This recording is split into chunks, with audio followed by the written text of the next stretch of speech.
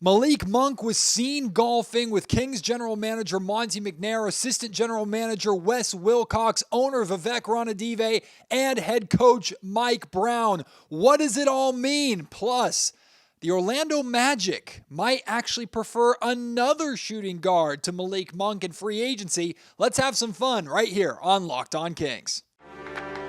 You are Locked On Kings, your daily Sacramento Kings podcast. Part of the Locked On Podcast Network, your team every day. And now, ladies and gentlemen, it is that time. Time for another episode of Locked On Kings.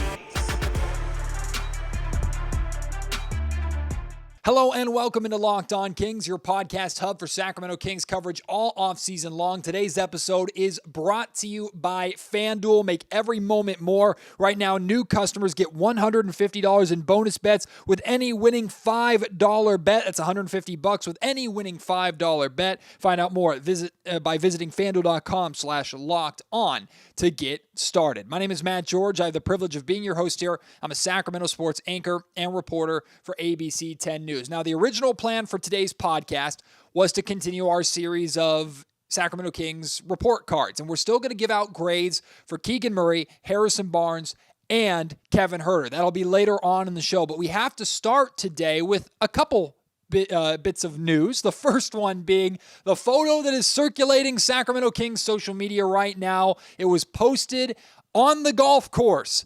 Kings owner Vivek Ranadive out with general manager Monte McNair and assistant general manager Wes Wilcox, Sacramento Kings head coach Mike Brown, Keegan Murray, and Malik Monk. Now, let me provide a little bit of context here. Malik Monk last offseason got super into golf, and he and Keegan Murray spent a lot of time together on the golf course because Keegan is an avid golfer. He is a really, really good golfer. So this is a way that these two guys have bonded. They played together. I actually covered last offseason a celebrity golf tournament here in Sacramento, a charity tournament that both of those guys played in together, and I got the opportunity to see Malik firsthand on the golf course. He's an incredible personality, as we know. He's an awesome guy. It was cool to see him and Keegan bond in that way, plus we know the relationship they have with the thumbs down of each other every time the other one dunks. So it's a great relationship on the course, but people see this picture of Malik especially out there with all these guys, including Kings owner Vivek Ranadive, the members of the front office, and naturally, the speculation starts running wild. What does this mean? Does this mean that Malik Monk is likely to stay with the Sacramento Kings? They're hanging out together. What conversations are happening while they're out on the golf course? Now, I'm not going to speculate too much, but here's what I'll say. Number one, as we know, with NBA tampering rules and violations and things like that, technically negotiations can't really be going on. We all know that every team has conversations with players and free agents well before the start of free agency. That's why when free agency begins, you have contracts being announced right away, right? We all know these conversations are already happening. So it's easy to speculate, or it's easy to assume that if Malik Monk is riding in a golf cart with Monte McNair, that he's probably turning to Monte and going, so you going to pay me? And look, it's easier in the sense that the Kings can only offer Malik a certain amount. Malik knows what that amount is. His agent knows what that amount is. The Kings know where that amount is. So there's not really too much negotiations to be had. Now, I know Malik Monk's personality, right? And I know Malik is enough of an outspoken, kind of loudmouth, fun personality to where he probably at one point or another in that turned to every single member of that group that golfed together, and he probably talked about him needing to be paid, right? That's who Malik's personality is. I'm not reporting that. I'm just assuming based off of how well I know Malik that he's been talking about money and saying stuff like that to these guys for much longer than this golf trip that they all went, or this round of golf that they all played together. To me, here's the takeaway from this. Here's what I assume is going on. If there is anything to take from this beyond a group of colleagues going and playing golf together in the offseason, if there's anything to take from it, it's this. One of the biggest bargaining chips that the Sacramento Kings have, or maybe bargaining chips is not the right word, one of the biggest arguments for Malik staying in Sacramento. One of the biggest ways that the Kings can appeal to Malik Monk to get him to choose to stay in Sacramento is the relationships that he has built here, right? Malik already knows how the Sacramento Kings are trying to play. He knows he's a clear and obvious fit in Sacramento. There's not a fear of the unknown if he stays in Sacramento, right? Whether it's as a starter or coming off the bench, whatever role he has, he knows how the Kings are trying to play. More importantly, he knows the freedom that he's going to have and how well he fits with the Sacramento Kings, not just right now, but for what they want to do in the years to come in their hopeful development into an NBA championship team. So they're appealing potentially by spending more time together to that side of Malik where, hey, we know you. Hey, we love you. Sacramento loves you. The fans love you. Let's go and spend some time together and have you make it as difficult as possible for you to choose to walk away from the relationships that you have here, right? And De'Aaron Fox wasn't even on the golf course with him. As far as I understand, I don't think De'Aaron Fox golfs at all or has any real interest in golfing, but we know that De'Aaron Fox and Malik Monk are best friends or very close friends from their time in Kentucky. So if there's anything that the Kings are doing here as a negotiation tactic or to try and woo Malik to stay in Sacramento, it's kind of appealing to him personally by saying, hey, let's spend some quality time together. You know us. We know you. Let's have fun together. And even if we don't talk numbers, even if we don't talk future, you will hopefully leave that round of golf knowing, man, these are some good people. They care about me. I care about them. It would be hard for me to walk away from them.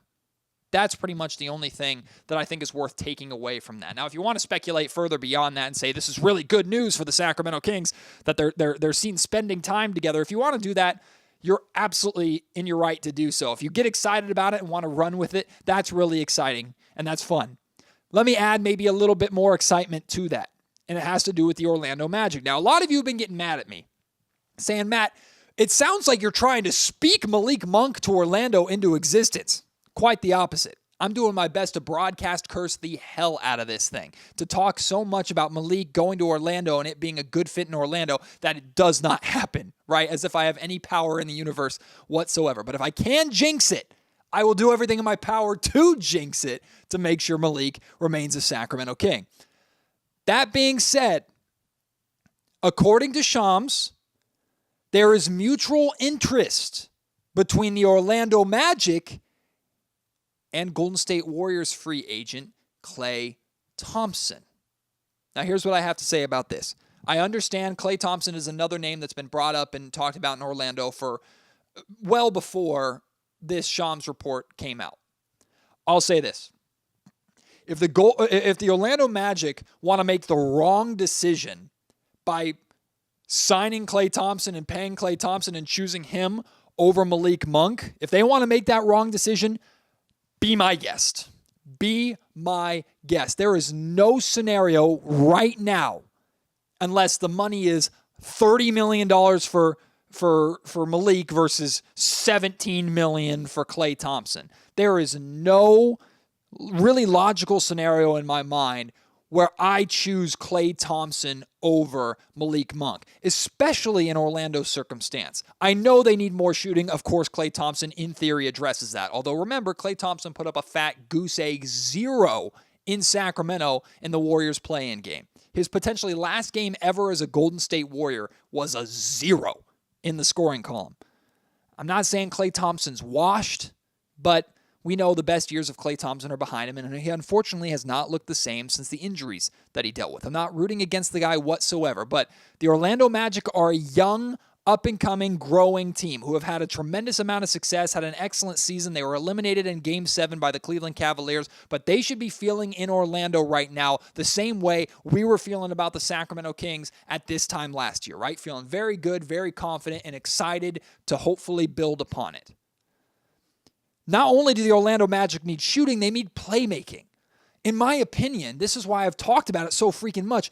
Malik Monk makes so much sense for what the Orlando Magic need. But there might be one area that spooks them. It's on the defensive end.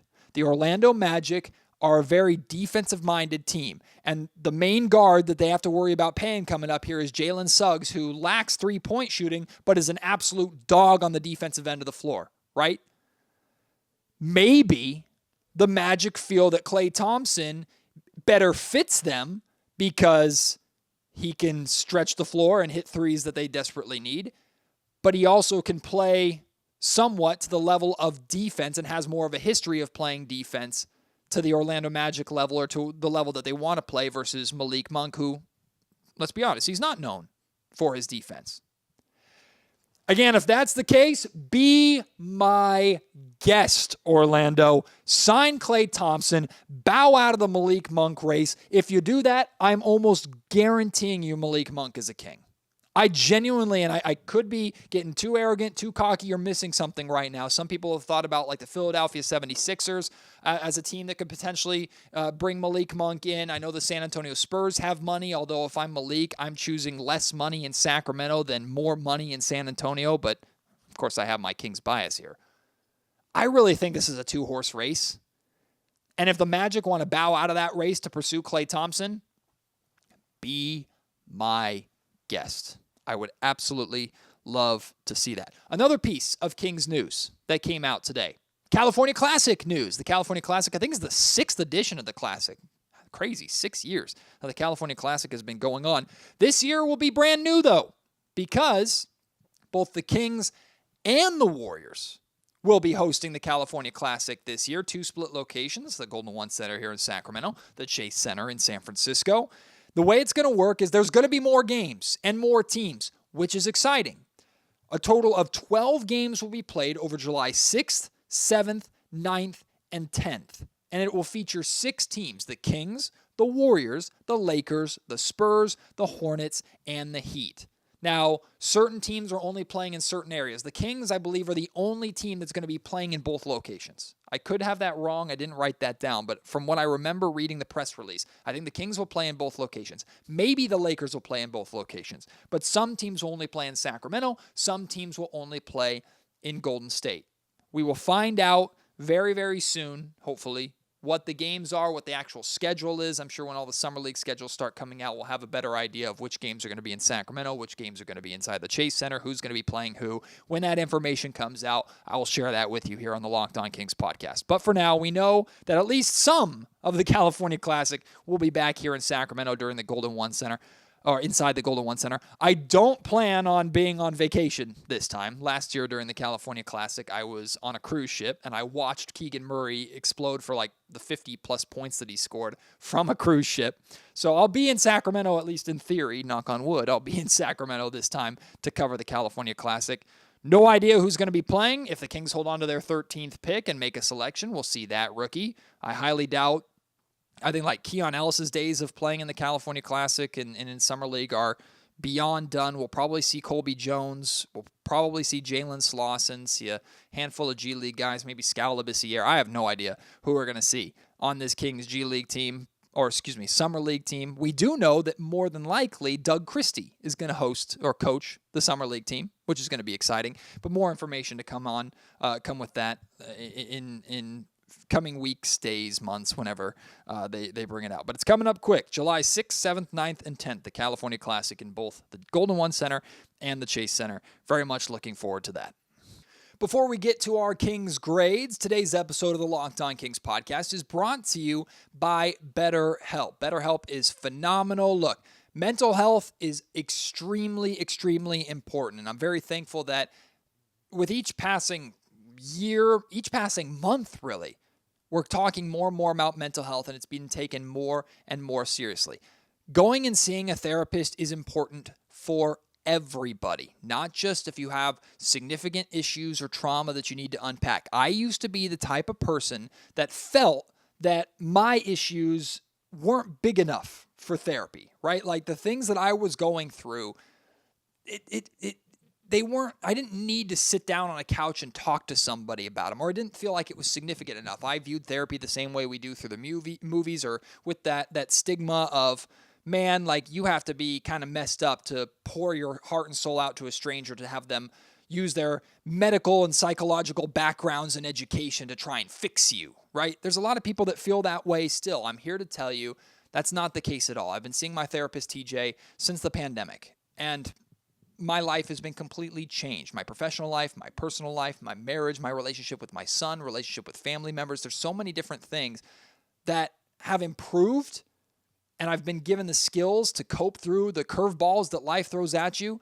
just by working on myself. Just the same way you'd go to a gym to work on yourself physically, going and seeing a therapist is working yourself out mentally and helping you solve life's problems. So if you're thinking about giving therapy a try, check out BetterHelp. It's entirely online, designed to be flexible and suited to your schedule. Visit betterhelp.com/LockedOnNBA to get 10% off of your first month. That's BetterHelp, HELP.com/LockedOnNBA.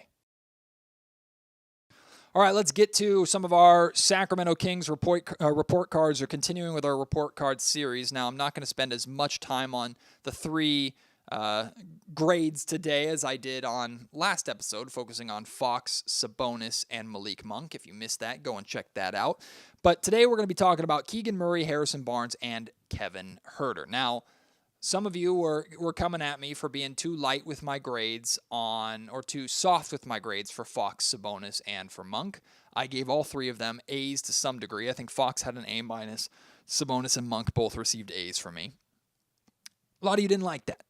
You thought the Kings missed the playoffs, the Stars needed to be better. I hear you. You're entitled to your grades. And again, if you want to share with me your grades and why, do so at any time. Hit me up on Twitter at MattGeorgeSack. Email me, mattgeorgesports@gmail.com, or leave your thoughts in the YouTube comment section down below. But let's start with Keegan Murray. I gave Keegan a solid B. I couldn't give him worse than a B because his defensive improvement was very significant, right? And it came out of nowhere.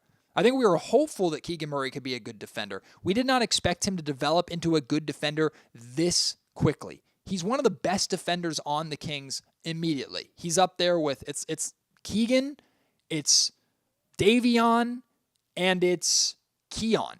Like, those are the top three defenders on this team. De'Aaron Fox might work his way in there as a close fourth if he's not top three, right? But Keegan is the best, by far, wing defender on this roster, which isn't saying much because the Kings don't really have a lot of wing defenders. He's one of the best defenders on this roster, period, and he became that this season. So that alone, honestly, would have put him in like the A- category. What knocked him down into the B range is that his offense is still not at the level that the Sacramento Kings need. Now, the good news is, offensively, he did take a jump. He went up from 12 points per game to 15 points per game. That's a good increase. From one year to another, going up 3 points per game, the Kings are expecting and asking more out of him offensively. And on paper, he at least improved. And 3 points per game is a noticeable, solid jump.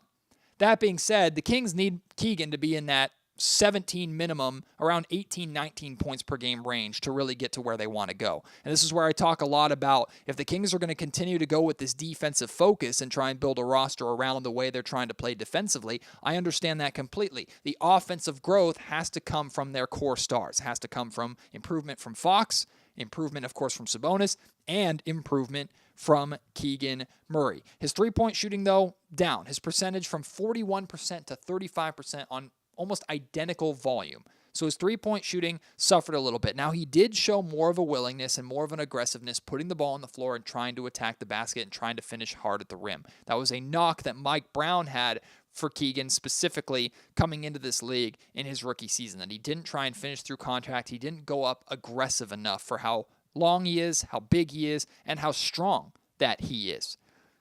That part of his game still needs work, right? The Kings still need Keegan Murray to develop more as a wing who's capable of creating his own shot and isn't just a three-point merchant. That being said, they don't want to go too far away from how great Keegan is as a three-point shooter and forcing him to be better from the mid-range and be better attacking the basket. So it's a balance that they have to find. The three-point shooting dipped. The offense still isn't at the level that the Kings needed to be, even though it did improve. The defense improved exponentially, resulting in a B grade for Keegan. His rebounding also slightly went up from 4.6 rebounds to 5.5 rebounds per game. Kings would love that number to keep going up little by little, but that was a charge from Mike, especially rookie year for Keegan, to be more aggressive, to grab more rebounds. And Keegan, you could tell, made an effort of that in this season. So Keegan gets a B grade from me. Harrison Barnes. I'm expecting a lot of Fs. A lot of Fs from you with Harrison Barnes. I gave HB a C-, and I felt, and I'll be honest with you, I'll admit this, I felt the C- was generous. I'll tell you why I gave him a C- grade specifically and why I'm giving him the benefit of the doubt in a second. But we got to talk about the realities with Harrison, right? A very, very underwhelming season. Very underwhelming. Disappointing in a lot of ways. He disappeared far too often, especially in the first half of the season, right? That cannot happen from a veteran who you just signed to a new deal, who's supposed to be an important, impactful veteran leader part of a team that's trying to develop into a contender. And HB knows what a contender is like because he played for one in Golden State. I know he was a young player, but he certainly has that experience and certainly knows that he has to carry his weight and what he has to bring to the table. And what he brought to the table more often than not this season was not good enough.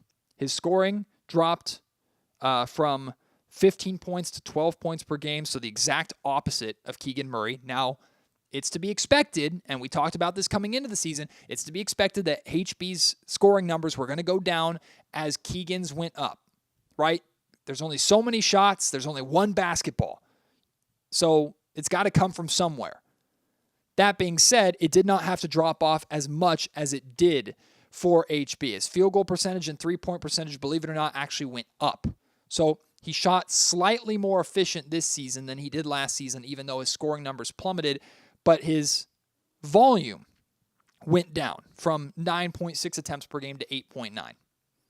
Not a whole shot less per game. Similar percentage, but a lot less scoring. A lot of that also has to do with him getting to the free throw line and not getting as many opportunities at the free throw line. Now, here is why I give HB a C- instead of a D or worse. I think the Sacramento Kings misused HB for a large portion of this year. I think whether they were focused on the development of Keegan Murray, whether they were so defensive focused that they kind of let the offense slack a little bit. Mike Brown admitted that he does not run any plays or any sets for HB. He just kind of lets them run a free-flowing offense, and HB kind of just has to fit in as the fifth option in that starting lineup. Even with Keon Ellis out there, it feels like HB is a fifth option. I think the Kings did not necessarily put HB in a position to succeed, or maybe a better way to put it is I don't think the Kings gave HB a clear role to fill or a clear task to have. He was just kind of a floater. Like he just floated, especially on the offensive end of the ball. His job was to be that Swiss Army knife, and he didn't do good enough. Right, HB did not do well enough. His rebounding slightly, or his rebounding was down. His assists were down. He doesn't get steals or blocks. Right, he didn't give you really anything else outside of scoring. When I said coming into this year that if his scoring was going to go down, you needed more from him in other areas. He did not do that for you. But he also, I think, was put in a position. And I'm not trying to make an excuse for him. I'm just being straightforward, honest. Because remember the comments by HB after the Kings beat the Golden State Warriors in the Chase Center, the last time that they played in the Chase Center. HB talked about, like, he felt that most nights he had to do those things that don't show up in the stat column. He had to be the guy to give up his shots or give up his opportunity or stand in the corner or set screens or be the guy that was not involved in the offense so that others could be to a volume that the Kings wanted, like Keegan, like De'Aaron, like Domas. You can take that as an excuse if you want to. It's up to you how to interpret those comments. I appreciated that perspective from HB because I think a lot of us just judge a player based off of numbers and not based off of the things that they're actually having to do possession by possession. Do the Kings need more out of Harrison? 100%. Does Harrison need to be better? 100%. But I do feel the Kings misused him. That's why I give him a C- grade and give him somewhat of a benefit of the doubt. I still have one more grade to give out. It's for Kevin Huerter. I'm warning you ahead of time. It's not a good grade. I'll get to that here in just a second. Today's episode of the Locked On Kings podcast is also brought to you by DoorDash. Moms are a gift. So give her the best this Mother's Day. Get gifts as thoughtful as you can find on DoorDash. You can select from hundreds of expertly crafted bouquets to the best of tech, self-care essentials, and more delivered right to her door. No matter who the mom is in your life, whether it's your own mom, the wife of your kids, whoever it may be, mom deserves the absolute best. And here's what DoorDash does for you. Not only does it give you an easy way to find those gifts and get them delivered directly to the mom in your life. Of course, that's a massive perk of DoorDash in general. DoorDash actually helps you if you're someone like me who struggles with finding what to get mom, struggles with finding the right gift. DoorDash helps you in that area as well. You can pair flowers with a gift card so she can celebrate any way she wants to. If she's a bookworm, you can get a gift card and to her favorite coffee shop along with whatever, like flowers or something that you might find on DoorDash. There's so many things that you can get. You can get all your Mother's Day gifts all in one place and get 50% off your next order up to $15 when you spend $15 or more on your next flower, convenience, grocery, or retail order right now with code LOCKEDONNBA. That's LOCKEDONNBA. Order using DoorDash today. Terms apply. All right, our final grade of the day, and it goes to Kevin Huerter. Those of you wanting negative Matt George, those of you wanting harsh grading Matt George, here you go. Kevin Huerter, D grade for me. Not giving him an outright F because it really takes a lot to get an F from me. And especially it takes piss poor effort. That was never, ever, ever a question with Kevin Huerter. Kevin struggled mightily this year. He even admitted himself. He went from the best season of his career last year in his first year with Sacramento to the worst season of his career this year. Injuries aside, right? The way his season ended with that shoulder injury that he had to have surgery on, that's really unfortunate. The injury didn't have anything to do with this being his worst season of his career. Really, that just was the icing on top of, unfortunately, the crap cupcake, right? It was not a good year for Kevin, and I'm not saying that to bash the guy. He would tell you the exact same thing. But it was never a question of effort. He always worked hard. He was always in the gym. He was taking the assignments and the expectations and the challenges from this coaching staff, embracing what the Sacramento Kings were trying to do on the defensive end of the floor. He was trying to do it. But trying and doing are different things, and you're playing at the NBA level, right, amongst the best of the best. This is a results-oriented league, and you don't get points for trying beyond mild appreciation, right? Kevin Huerter could not handle the defensive expectations for the Kings this year. He couldn't. He couldn't do it. He could not do the job. I'm not saying he can't outright. It doesn't look like he can. He's just a step slow, or I know he's a smart player, so I know he understands what he's supposed to be doing, but understanding it and doing it, very different things. I understand the game of basketball, I think, pretty well. Not at the level of Kevin Huerter or Mike Brown or anything like that, but I think I understand the game of basketball really, really well. I've studied it. I cover it professionally. If you were to see me step on a basketball floor, it's like a baby giraffe being born. I am terrible, trash at basketball. I block shots and rebound. That's all I do. I'm not good. I can't shoot. I'm not a good basketball player. I like to play pickup with my friends if I'm feeling good enough and in shape enough to play half court. If I play full court, I'll keel over and die because I'm out of shape, period.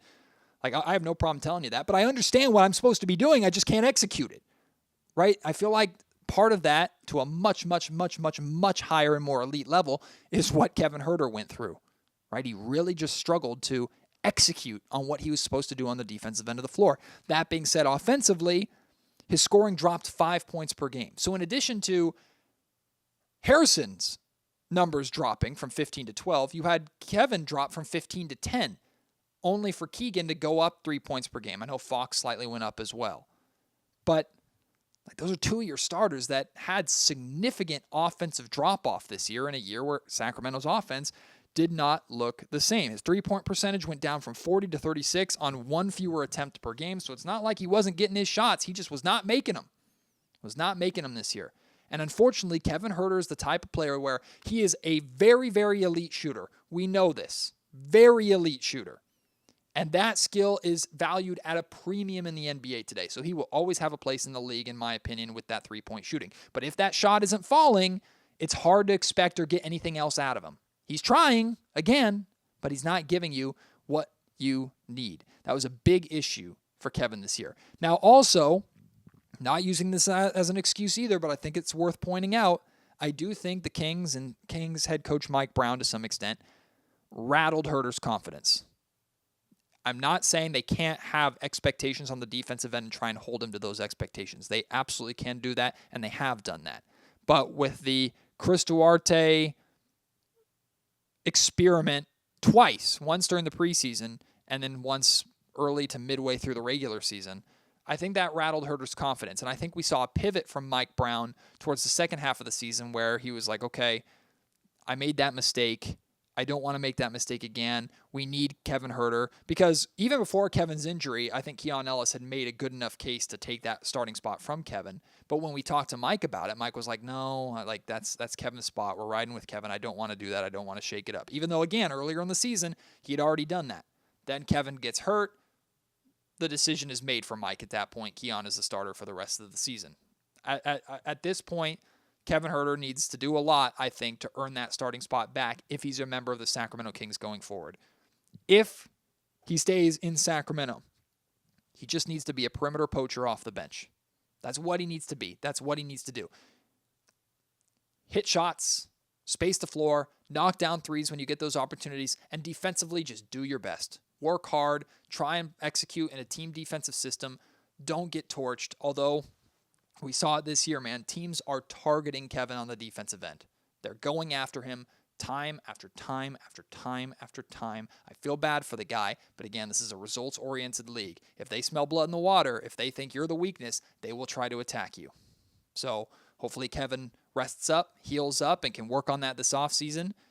I'm not saying I'd be upset if he's a member of the Sacramento Kings at all going forward. He's on a great contract. He's a great dude, has a great skill set that this Kings team can use.